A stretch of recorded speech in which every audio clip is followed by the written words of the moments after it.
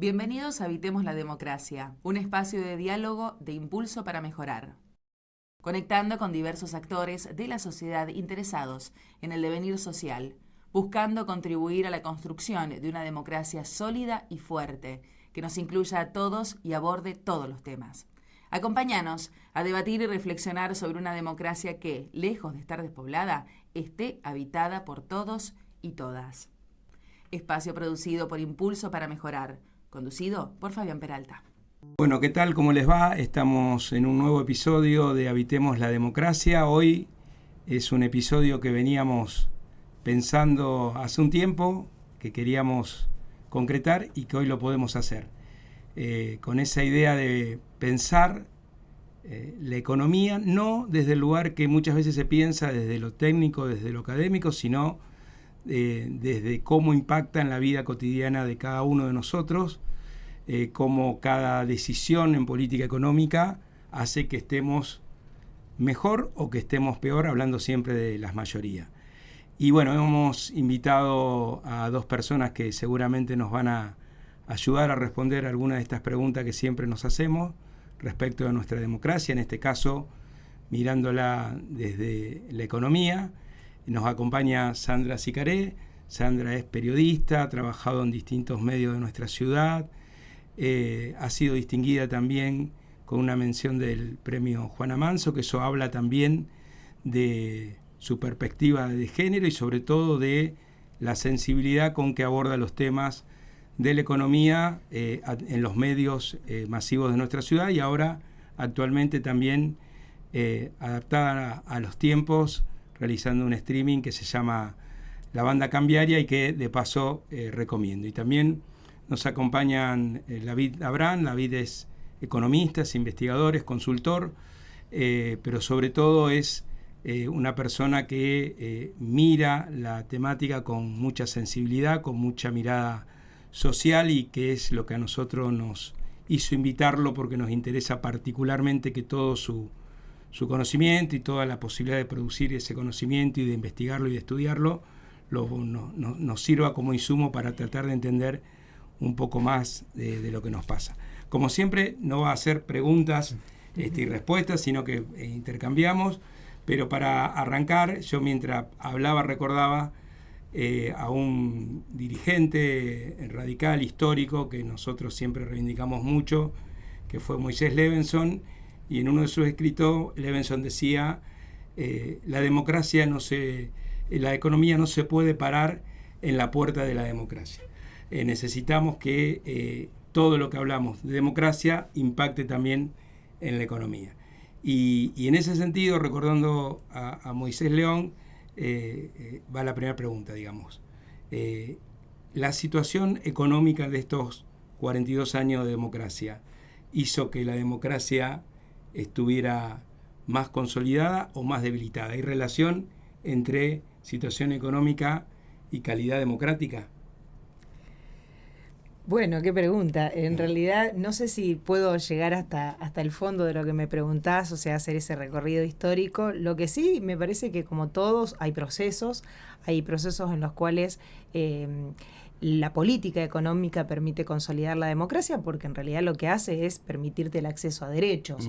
En la medida en que la política económica le empiece a servir a la gente para tener un mejor salario, un mejor nivel de consumo, tenga una vida, que es lo que todos queremos en realidad, ¿no?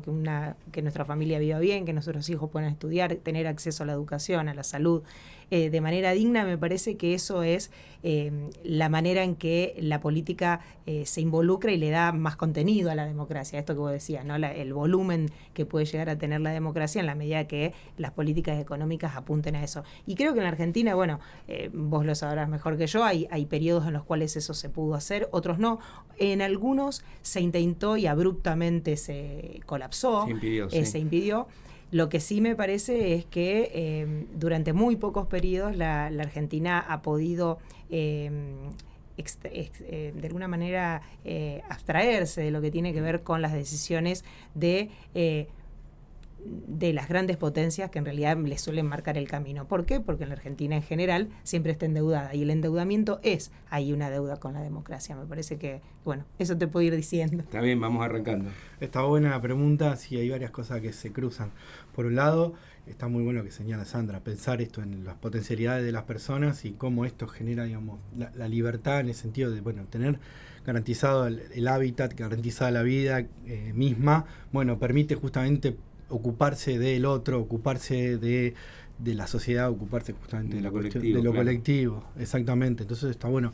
Lo otro es que en estos años realmente hubo cambios económicos, no voy a centrar en las personas, sino muchas veces en grandes empresas o en algo que a veces aleja a la gente de pensar que su voto y que su participación es válida, y es que se ha generado un poder económico muy fuerte que se originó en la dictadura, se originó, digamos, me parece, no sé si es el origen, pero se consolidó durante la dictadura, y que a la vuelta cuando se reinicia la democracia, se había generado todo un nuevo poder económico, como dicen algunos autores, un nuevo poder económico, y este poder económico de capital argentino, pero también aliado con intereses internacionales, es muy fuerte, y de alguna manera pone límites a la democracia, porque está la posibilidad de que esos intereses tan fuertes vayan en desmedro de los intereses de la mayoría. Entonces, la economía se ha metido muy fuertemente en este vaivén, digamos, lo que intento pensar en voz alta es, no es únicamente el accionar de las personas, sino que hay intereses más fuertes, que son intereses económicos, y que muchas veces coartan o limitan las libertades que son más individuales. Digo, si hay grandes corporaciones nacionales e internacionales que tienen ciertos intereses, van a presionar y hacer lobby, van a buscar su propia legislación, van a buscar hacer todo lo posible para accionar en el mundo de la política, y de esa manera esa democracia encuentra un límite, lamentablemente. Entonces me parece que también recomponer el poder de la ciudadanía tiene que ver con recomponer el poder económico de las mayorías. Me parece, en eso coincido con Sandra mucho, no sé cómo lo ves así. Tomo esto que decís, ¿no? Porque me parece que es transversal a todos los gobiernos. Bueno, decías, no quiero nombrar personas, pero es transversal. Sí. Transversal y va mutando, ¿no? Este poder económico que le había mencionado, me parece que va mutando, se va haciendo más o menos amigo, pero en definitiva siempre defiende los mismos intereses.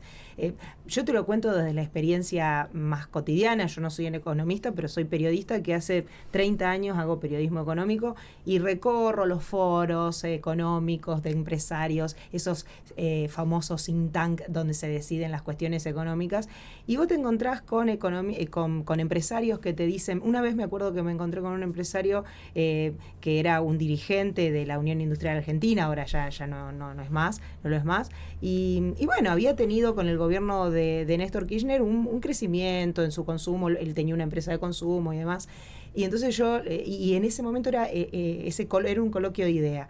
En ese momento estaba ya el traspaso a lo que iba a ser el gobierno de Mauricio Macri, era el gobierno de Cristina, iba a ser Macri presidente, porque bueno, y estaba ahí, todos los empresarios festejaban este cambio de ciclo. Y yo le decía, bueno, pero usted ganó dinero con esto, claro. Un gran empresario, un dirigente de estos que uno ve siempre por televisión. Dice, mira, yo en realidad gano dinero con todos. Dice, acá la cuestión es cómo hago figurar el balance. Entonces le digo, ahora quiero otra cosa, ahora todos vamos para ese lado. Entonces yo decía, estoy equivocada con la pregunta. Yo pensé que él medía el apoyo en función de cómo estaba funcionando su empresa. Su interés personal o su interés pecuniario. No, y él lo que hacía no era tan lineal. No. Yo siempre gané dinero con esto, con la dictadura, con otros gobiernos. Me dijo así, muy llanamente, me dejó callada. Y dije, bueno, evidentemente la pregunta viene por otro lado, y me hace acordar esto que vos decís, ¿no? La transversalidad en todos los gobiernos de un poder económico que busca, evidentemente, otro y dentro interés. del poder económico del país, ¿qué peso tiene el poder financiero? Porque ahora estamos atravesando un proyecto de país muy anclado en lo financiero. Sí. Y esto un poco me lo despertó lo que decía Sandra, porque es como que sectores del mismo también del poder económico más vinculado al consumo o a la producción no ofrecen resistencia al avance del proyecto financiero?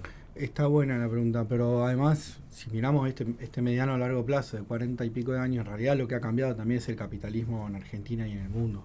El poder financiero atraviesa todos los sectores económicos. Entonces, hoy por hoy, cualquier gran empresa tiene fondos financieros que hace jugar en el mundo financiero sin ser un banco. O sea, para que se entienda, una gran empresa, para no dar nombre, pero nosotros analizamos muchas veces los balances de las empresas y encontramos balance 2024, o sea, el año pasado, una gran corporación exportadora de cereales y oleaginosa de acá de la zona, una corporación internacional.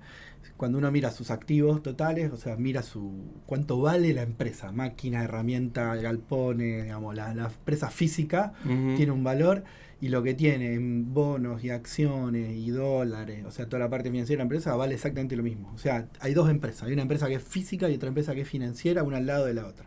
Entonces, esa empresa que vende alimento y que está en el mundo, digamos, productivo y que da trabajo, etcétera, etcétera, también está jugando en el mundo financiero y está, para volver a la pregunta original, y está presionando por todos lados, está buscando ganancias. Entonces, una empresa que permanentemente está buscando conseguir dólares, a como dé lugar, para sacarlos del país o para correrlos del mundo productivo y llevar al mundo financiero, eso va a generar presiones de lobby sobre Banco Central, sobre sobre el Ministerio de Economía, básicamente sobre cualquier tipo de defensa de la moneda nacional y defensa de las divisas que pueda tener, de las reservas internacionales que pueda tener un gobierno.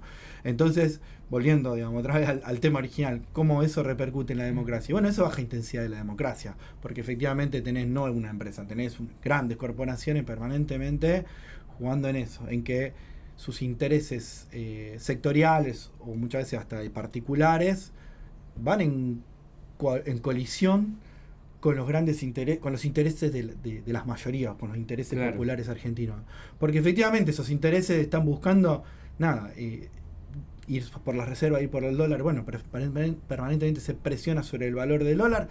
Por ejemplo, y para hacer cortito, para no irme por las ramas demasiado, pero una presión sobre el dólar ha buscado en los últimos 20 años, para no irnos bastante atrás, pero si queremos ir más atrás más o menos lo mismo, un par de soluciones que son siempre las mismas. Y la solución es o coartar la posibilidad de acceder a $2 a la mayoría, lo que se llama vulgarmente el cepo, o endeudarse para conseguir esos dólares, que son los dólares que necesitan 3 o 4 sectores, sector exportador de granos, sector exportador energía, petróleo, litio, minería, y sector agroexportador, ya lo dije, y el sector financiero, justamente, propiamente dicho, los bancos. Entonces, claro. Ahí y una pregunta para vos, Sandra, en el sentido de, yo recuerdo que cuando asumió Menem, una de las primeras medidas que tomó, si no fue la primera, fue posibilitar que Clarín, que era hasta ese momento dueño de un diario, pudiera ser dueño de un canal de televisión, que la ley lo prohibía hasta ese momento. ¿Por qué digo? Esta democracia de baja intensidad, como dice David, también tiene en los grupos económicos tienen una herramienta muy útil en los medios, y en los medios sobre todo masivos.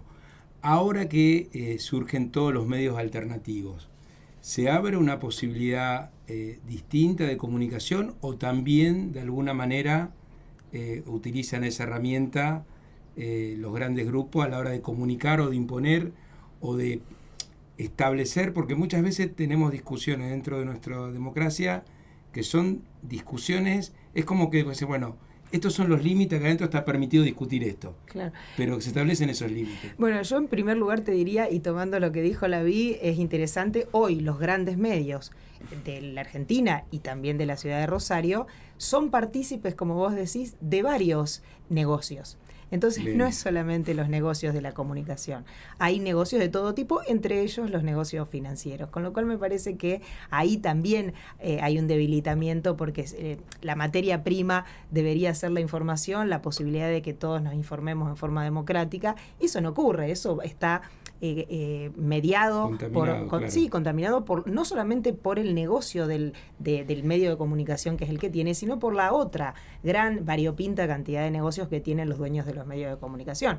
Nosotros aquí en la ciudad de Rosario tenemos a un empresario de los medios de comunicación que es el dueño de casi todos los medios, ahora se ha quedado también con los 2 canales de televisión, con las grandes radios y demás, que se mete en el negocio de Vicentín, que se mete en el negocio de Sancor, que presiona en los que son las autoridades de las elecciones de la Bolsa de Comercio de Rosario. Digo, bueno, no estamos hablando solamente del negocio de la comunicación. Eso, por un lado, vos me decís, bueno, se democratiza por el lado del streaming, las radios cooperativas, las radios, o bueno, de otro tipo de comunicación, sí, se democratiza de alguna manera. Ahora, el alcance y el poder de fuego que tienen esos grandes medios es impresionante, porque no solamente apretan a sus trabajadores, apretan al gobernador.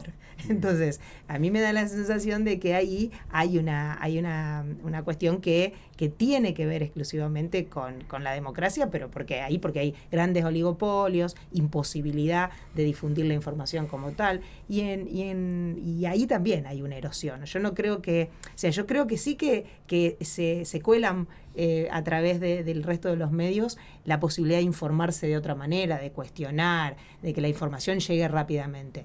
Pero a la hora de hacer lobby y demás tienen todo el poder. Sí, yo comparto. En los 80 surgieron las FM y en los 90 tenían los medios alternativos gráficos, después vinieron los blogs, ahora tenemos los streaming. Siempre hay como una línea de fuga en donde aparece un pensamiento que puede, pero siempre termina...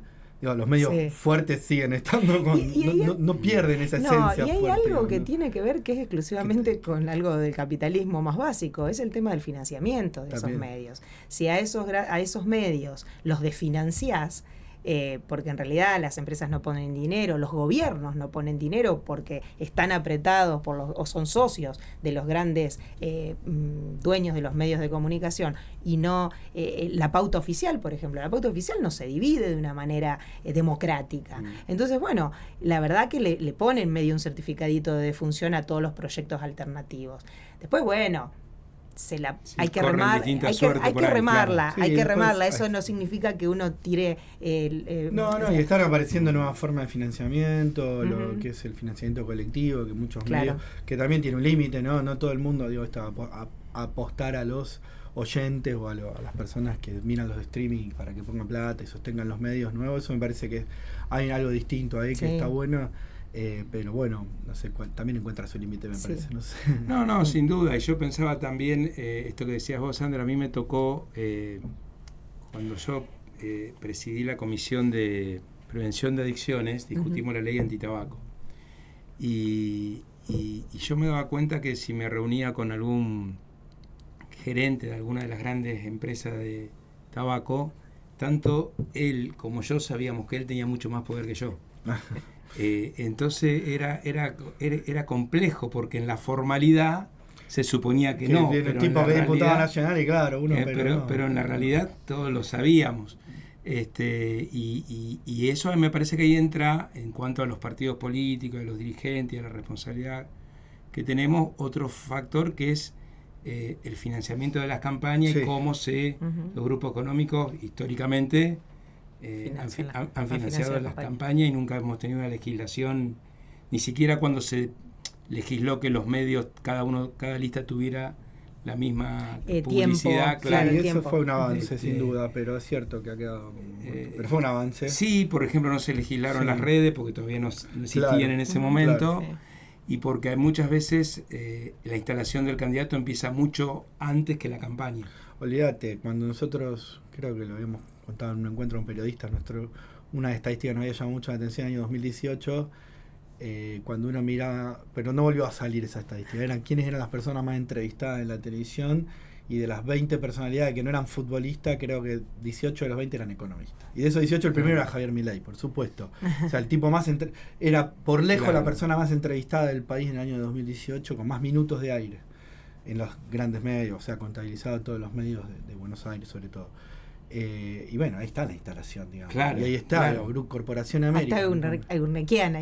Ahí está, Corporación América instaló un candidato a partir de darle miles de minutos de aire.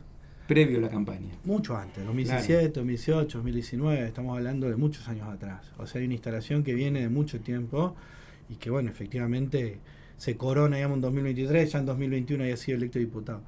Pero, bueno, que efectivamente ahí está una muestra del poder y está una muestra de cómo el laburo, por instalar un candidato, el laburo territorial, el laburo político que hay que hacer es enorme y es muy vasto y efectivamente ahí, otra vez, volvemos a lo mismo, cómo el dinero o la economía se cuela y en esto, en los intersticios de la democracia y la va, no sé cómo decirlo, percudiendo, pero no sé qué palabra me iba a decir, no sé, es como... Estaba golpeando un poco. Va golpeando de a claro. poco, horagando, no sé. Pero es válida.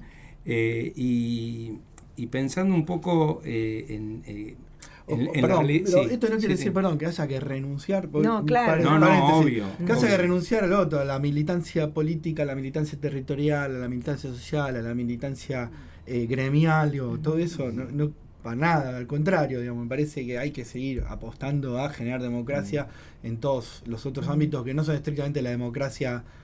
No es estrictamente la democracia del voto, la democracia de los partidos políticos. Correcto.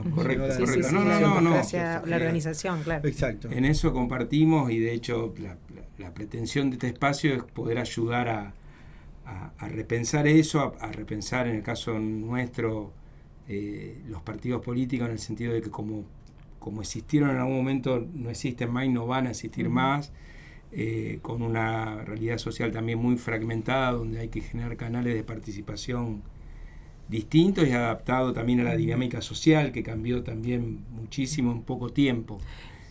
Yo quería decirte algo Sí. antes de salir de este tema de la información y le voy a mandar un chivo para la BRI en realidad porque bueno, él es parte del Mirador de la Actualidad del Trabajo y la Economía, que es este centro de estudios donde hay un grupo de economistas que trabaja muy bien, que produce mucha información y a mí me parece que eso es clave. Será porque bueno, yo trabajo de esto, ¿no? Pero el hecho de poder no resignarse a acceder a información de calidad y a producirla como ustedes hacen, a pesar de que hoy, bueno, es el clic, me fijo, 2 segundos, ¿cuánto estoy en un reel? Bueno, nada.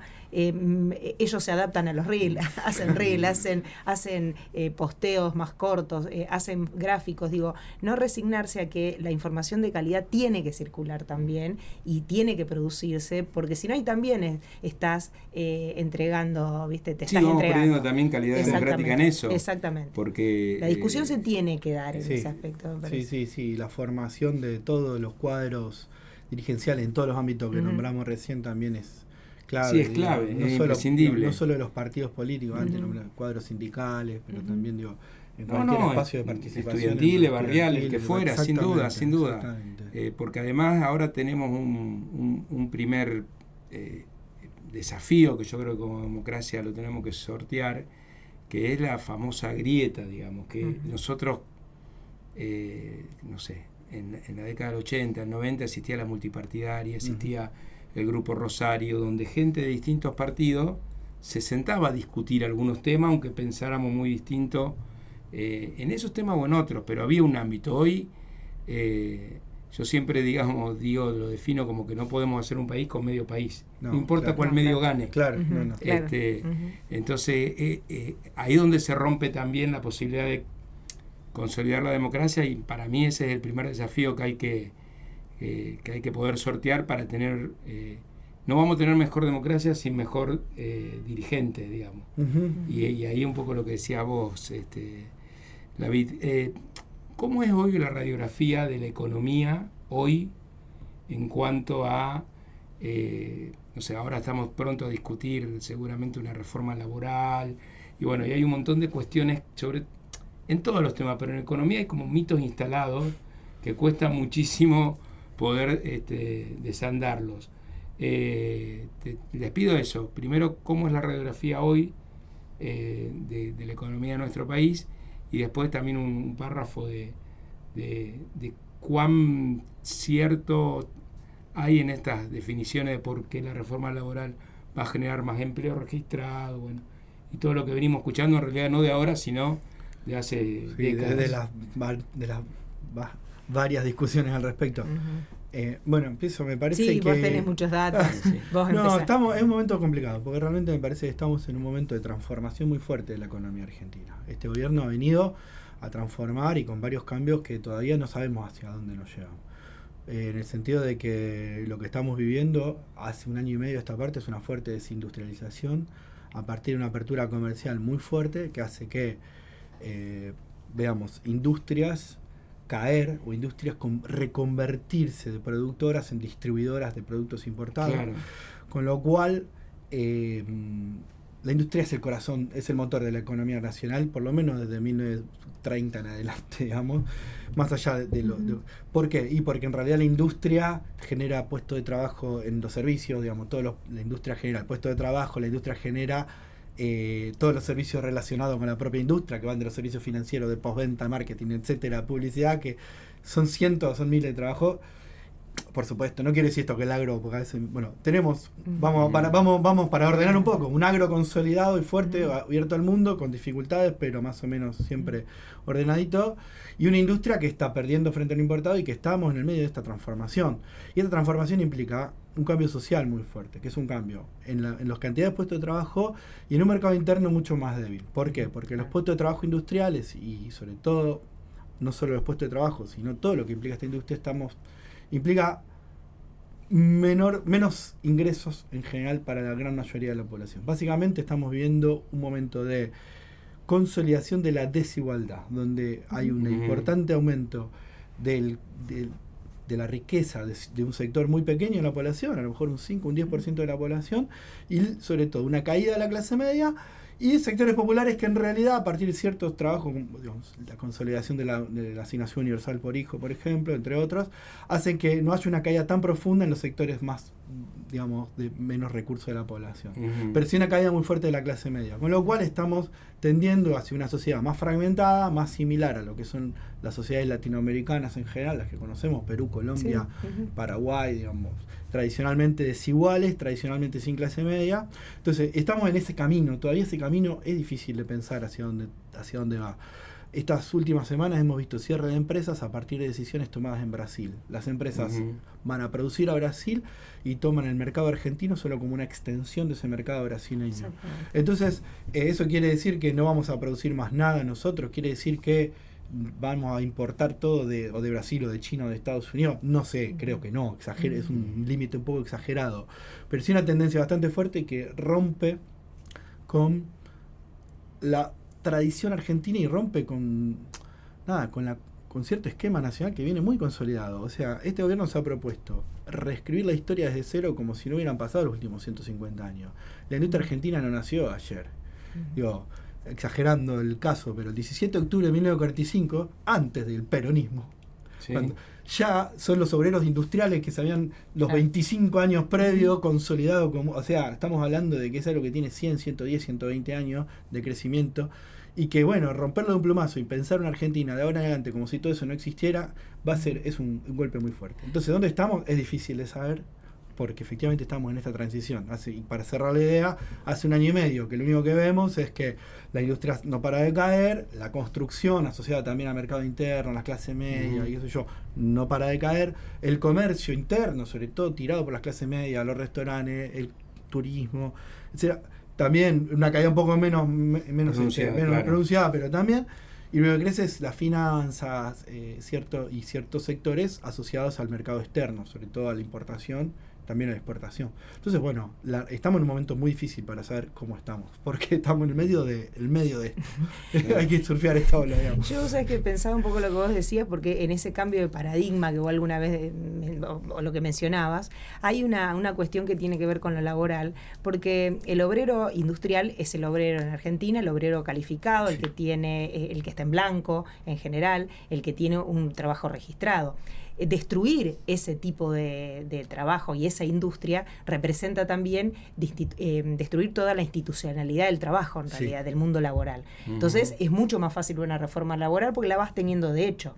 Y después, por otro lado, la industria que vos mencionabas, esto, ¿no? Como que será, importaremos todo. Bueno, hace muy poco estuve en una reunión de los industriales metalúrgicos de Rosario, con empresas, como él mencionaba, cierre de empresas donde echan a 200, a 100, empiezan a importar, no saben qué hacen, ya no son de reducción de carga horaria, sino directamente cierre de horas. ¿Y cómo se salvan? Bueno, los pocos que pueden, asistiendo al sector de gas y petróleo. De nuevo, primarizamos un sector, así como el agro está, tenemos una economía primarizada por el lado del agro, lo primarizamos por el lado de los recursos, en este caso los recursos naturales, mineros, petroleros, y una industria que presta servicios para eso. No es una industria que produce, una industria pesada, no vamos hacia ese tipo de industria, sino una industria que se engancha como prestadora de servicios de una matriz que es agro, petróleo, minería, litio, qué sé yo, ¿no? Entonces, hay ahí lo que vos decís, realmente un cambio de matriz. ¿Qué lugar le queda a esa industria? Y a esos trabajadores que dejan de ser trabajadores registrados para convertirse a lo mejor en cuentapropistas, en monotributistas o demás. Con lo cual me parece que está ligado este tema de la reforma laboral a cómo se está destruyendo la industria. Al modelo económico, claro. Y porque es el sector donde más empleo en blanco hay, donde más Y sindicalización a su vez, hay también. a su vez impide que, más allá de todas las críticas que uno puede hacer a los sindicatos como los partidos, es el primer paso para que alguien se afilie a un sindicato y participe de su vida interna, es que esté registrado y que tenga alguna noción de un colectivo gremial, digamos. Claro. Sí. Y efectivamente es un desafío para el sindicalismo argentino en este momento pensar en eso, porque la tentación, digamos, básica para cualquier sindicato es cerrarse sobre sí mismo y guardar, digamos, su puesto de trabajo.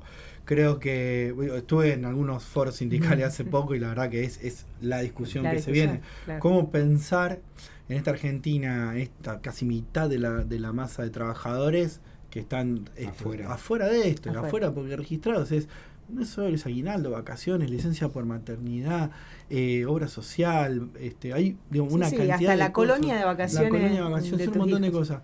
Bueno, hay experiencia. En los 90, sobre todo el final de los 90, encontró que hubo una forma de repensar al sindicalismo histórico del siglo XX, que tuvo que ver con esto, con pensar en los movimientos de trabajadores desocupados. O sea, que es casi una contradicción. Cuando uno lo piensa, es casi... movimiento de trabajadores desocupados es un oxímoron, digamos. Es una contradicción en sí misma, es trabajadores desocupados. Bueno, y existió movimiento de trabajadores desocupados y existieron varios, porque justamente empezaron a pensar que, bueno, en realidad no son desocupados, son trabajadores que... son trabajadores esencialmente y que de alguna manera conseguirán un trabajo en algún momento de alguna forma y también empezar a pensar cómo incluirlo. Bueno, el desafío sindical hacia el futuro es justamente correrse de la mirada por ahí más sectorial para empezar a pensarse como parte de algo como más más grande, intersindical, como más una política. Es un desafío que está abierto y que no sabemos todavía cómo las distintas vertientes del sindicalismo argentino van a poder tomar. Sí, que es un poco el desafío que de alguna u otra manera tenemos todo en distintos planos, digamos, si se apuesta a un proyecto colectivo o cada uno trata. Yo me acuerdo cuando fue el menemismo que todo el mundo decía, este es un proyecto para un tercio del país, 2 tercios quedan afuera, y todos lo repetíamos y todos creíamos que íamos a estar dentro del tercio que quedaba dentro. En un momento te diste cuenta que... Entonces, en algún momento dice, no, yo era de los otros 2 tercios.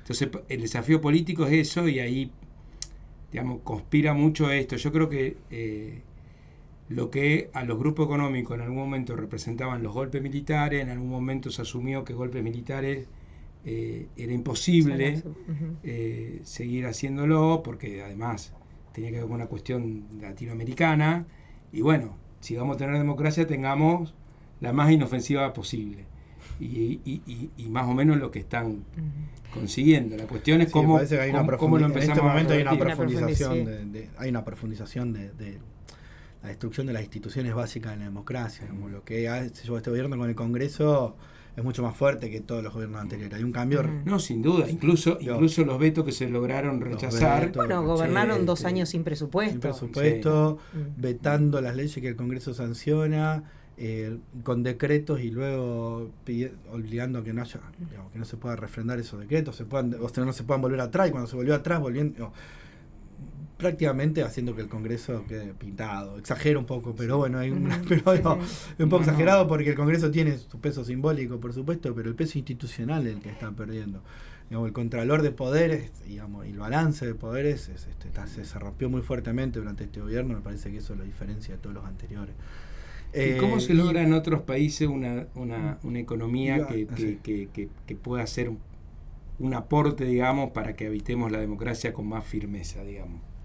¿Qué 2 o 3 cuestiones mínimas, más allá de que es una cuestión de poder y que el principal problema es que el que es presidente de la nación no maneja el 100% del poder? No, eso está claro. Pero ¿para dónde deberíamos apuntar o pensar? Pero yo, o sea, como primero la crítica, de ahora y después, pero Sí, la dale. crítica es, este gobierno no tiene un proyecto nacional, y me parece que está en eso. ¿Cuál es la Argentina que se imagina Milei o la Libertad Avanza? No está claro. Cuando él dice, vamos a hacer Alemania en 40 años, ¿cómo? No sabemos.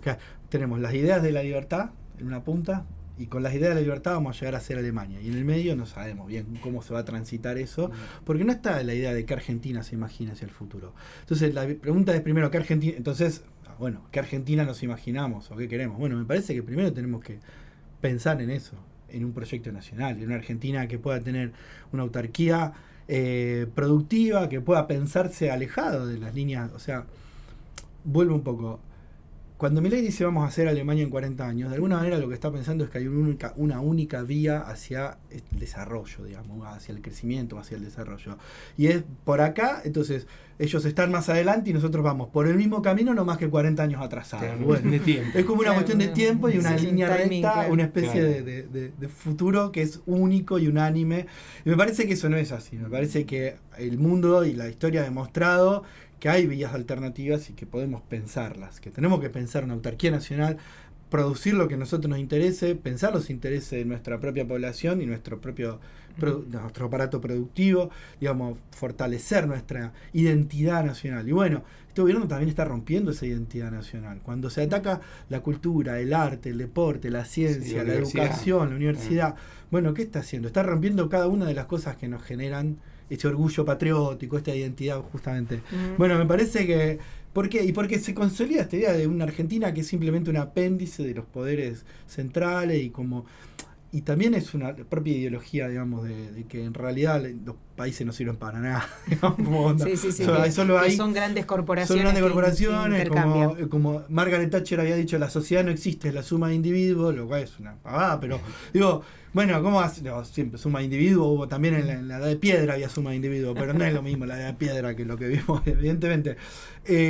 Bueno, pero el gobierno y la identidad libertaria va por ahí, es como, no somos nada, no somos gente que compra y vende, somos un lugar para que transite un flujo de capitales y nosotros vamos a ser meros consumidores. Bueno, no podemos ser consumidores, tenemos que ser ciudadanos, tenemos que pensar en esto, en el rol de la ciudadanía, en el rol colectivo, el rol de las instituciones, que no son las instituciones únicamente los partidos políticos, sino las instituciones, insisto, vuelvo, las que nombramos Claro, antes, sí, el barrio, el barrio, la escuela, la- tu lugar de trabajo, etcétera. Digo, bueno, Ujú. pensar en eso y democratizar esos lugares me parece también clave, ¿no? Y a mí me parece que hay oportunidades. Lo que pasa es que, bueno, es lo que vos decías, David, yo no lo veo tampoco al proyecto de país. Lo que sí veo es un proyecto de poder, claramente, eso Bien. sí lo veo. Y me da la sensación que, bueno, el gobierno se sube a ese proyecto de poder y va de alguna manera como un títere articulando estas cuestiones. Pero tenemos posibilidades de discutir. Yo vuelvo a lo que son los recursos naturales. Hoy se habla mucho de la minería, del litio, lo que podemos ser, los grandes proveedores de la electromovilidad con los metales que tenemos. Bueno, a ver, ¿cómo se discute eso? ¿Quién lo tiene? La mayor mina que ahora va a empezar a operar en la zona de San Juan y Catamarca es una de las más grandes, no es Argentina. Ninguna de las que está operando ahí tiene capitales argentinos, o a lo mejor hay alguna sociedad con capitales argentinos. Estamos discutiendo el tema de la concesión de la hidrovía. Bueno, a ver, ¿qué pasa ahí? ¿Definimos 44 pies y hacemos que se destroza el río? ¿O a lo mejor pensamos en, qué sé yo, un sistema de barcazas donde haya una industria nacional que produzca barcazas, que saque las barcazas hacia el río, como es Estados Unidos, Uh-huh. con el Mississippi, y después consolide cargas en el mar? Bueno, hay opciones en realidad. Los grandes países que piensan en sus intereses lo están desarrollando. Nosotros me parece que ahí es donde resignamos constantemente esas cuestiones. Y yo, haciendo un poco eco de lo que vos decías de seguir peleándola en cada una de las instancias, hace poco fui a una audiencia pública en estos días que se hizo en el Consejo Municipal sobre el tema de la hidrovía. En la primera habían ido representantes de las cámaras comerciales, yo la segunda directamente no fueron, había muchos representantes de las organizaciones sociales, pero lo que pasaba ahí era no nos estamos resignando, no queremos que el río se drague a 44 pies a como dé lugar, no nos oponemos al crecimiento que pueda tener la Argentina o la zona núcleo productiva, pero no bajo cualquier costo. No a cualquier costo. Y me parece que esos espacios que ya se institucionalizan, que no son 4 vecinos gritando, de alguna manera son ese espacio de resistencia. Son las trincheras que tenemos que fortalecer. Sí, porque sí. aparte en épocas donde uno va perdiendo por 10-0, lo que trata es de juntarse con los suyos y aguantar lo más que pueda. Entonces, pero armar esa trinchera de una manera un poco más fuerte, qué sé yo. Bueno, por eso también pensaba que sí, que hay muchos proyectos en el mundo que piensan en recursos naturales. Bueno, qué sé yo, Chile, no compartimos quizás a lo mejor la idea chilena. Ahora va a tener un gobierno de súper derecha, muy alineado con Milei. Ahora, el cobre es chileno, el cobre es de una empresa chilena. Sí, siempre fue. Claro. La dictadura chilena dictadura nunca no lo privatizó. Y siempre ustedes comparten esto que, hablando de la incidencia, el imperio, lo que somos, que las declaraciones de Trump de los últimos 10 días antes de las elecciones fueron tan decisivas para el resultado, las declaraciones o el aporte de dólares con las dos Lo cosas. hablamos y habíamos visto que sí, fue decisiva porque tocó en alguna parte, o sea, me parece que es no los 40 puntos que saca Libertad Avanza no son de eso, pero sí son a lo mejor 5, 6, 7, 8 puntos, que es lo que le permitió ganar. Hacer esa diferencia. Entonces, sí, en ese sentido fueron decisivas, no es que es lo único, hay mucha gente que no se entera de esas cosas, te diría, la mayoría de la gente no se entera de esas cosas, pero en ciertos núcleos más politizados, bueno, esa fue una especie de extorsión, una psicopateada, como se dice habitualmente.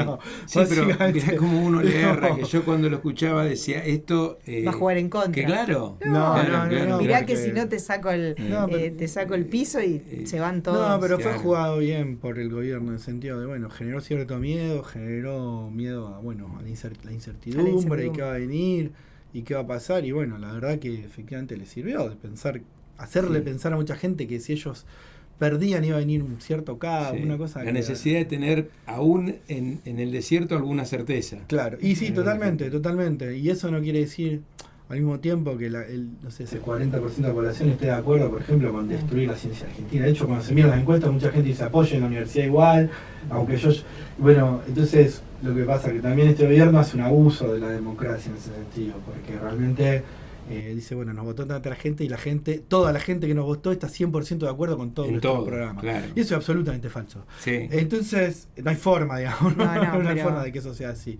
Entonces, también hay un abuso de la regla democrática y un abuso hasta de la estadística, te diría, un abuso de cómo jugar con los números para Ahora, yo no sé ustedes, bueno, lo decían hoy, ¿no? Pero da la sensación de que una vez que pase el huracán Milei, hay un conjunto, un grupo un conjunto de instituciones de la democracia que realmente van a quedar totalmente erosionadas. Hoy la gente cuestiona, y bueno, a ver, sí, la reforma laboral, y sí, ¿por qué no? Porque viste que los sindicatos son tal cosa. O sea, ya hay posibilidad y está habilitado el cuestionamiento a cualquiera de las instituciones que conforman parte de los derechos que teníamos los argentinos. Entonces me da la sensación de que no es solamente lo que estamos viviendo en el presente como un malestar o como una situación compleja, sino cómo va a quedar eso después, reconstituir eso después. A mí me parece que, bueno, porque siempre es más fácil destruir que construir, ¿no? Entonces me da la sensación que hay un conjunto, y me parece que en el tema laboral el conjunto de la institucionalidad del mercado de trabajo se va a erosionar muchísimo, va a ser muy difícil reconstruirlo. Sí, a mí me recuerda cuando vuelvo, y no de casualidad, al menemismo. Nosotros cuando perdió Menem, que además perdió sacando, cuando fue la elección que ganó Kirchner, sacó 23 puntos, si no me acuerdo mal, o sea, no es que había pasado todo lo que había pasado. Nosotros decíamos, bueno, Menem perdió, pero el menemismo sigue como filosofía o como valores que se lograron instalar.